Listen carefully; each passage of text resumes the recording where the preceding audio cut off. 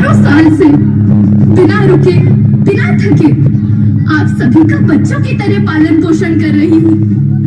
मैं तब भी थी जब आप लोग नहीं थे और मैं तब भी रहूंगी जब आप लोग नहीं रहेंगे।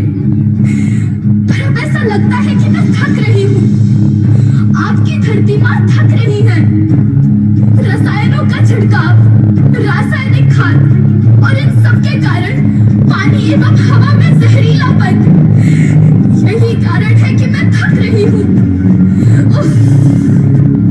क्या आप जानते हैं कि इन रसायनों के जहरीलेपन से मेरी मिट्टी वैसे ही जलती है जैसे आपके शरीर पर कोई तेजाब डाल दे। लगता है मेरे बच्चों को मेरे दुख का अंदाजा नहीं है। मेरी मिट्टी बंजर हो रही है।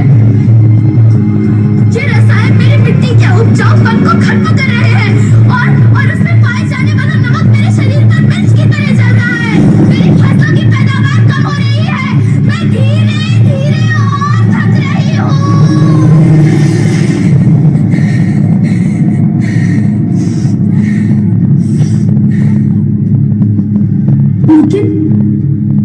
लेकिन अब मुझे याद आता है कि पहले मैं बहुत सुंदर थी, बहुत प्रसन्न थी, हमेशा हंसती थी।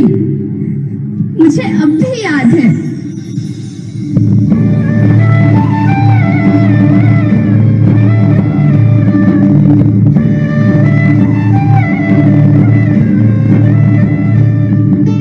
मैं तुम्हारी माँ सुंदर क्यों ना होती, मुझे तो सुंदर होना ही था, क्योंकि बीते जमाने में आप मेरे बच्चे ही तो अपनी माँ के रखवाले थे।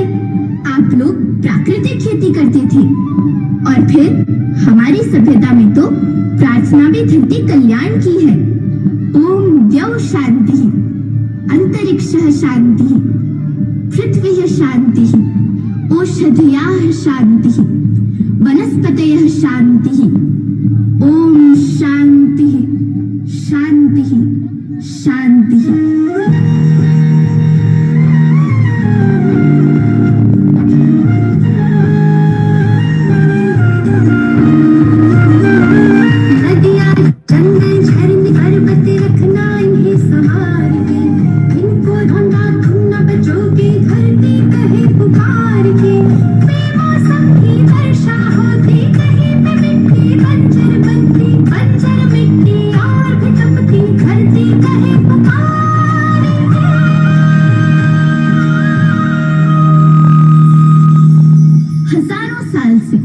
मनुष्य धरती की गोद में रहता आया है, लेकिन आज मैं आपसे पूछती हूँ कि आपने इसके बदले धरती माँ को क्या दिया?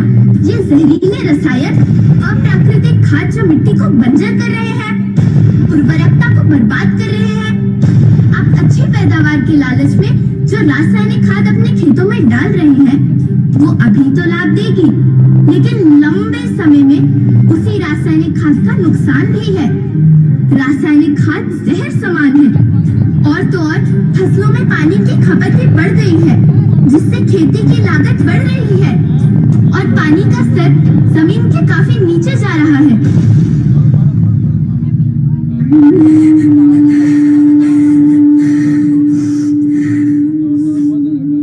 बच्चों, मैं तुम्हारी माँ हूँ।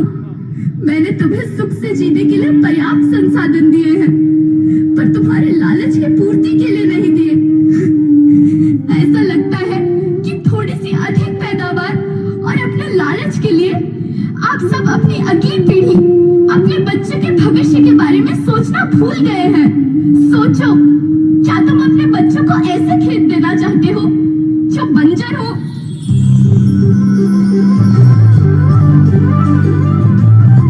अरे तुम तो विंध्य की बेटी हो, मध्य प्रदेश की बेटी हो, भारत की बेटी हो।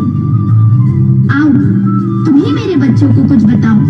धरती माँ, हम तो अपने विंध्य के सवै जनता केवल इतने कहे चाही थे कि प्राकृतिक खेती या सभी के मार्ग बन चुकी है। प्राकृतिक खेती या उद्देश्य के साथ होत है कि जो में जमीन और हमरे मिट्टी की उर्वरकता बनी रहे। हम सबका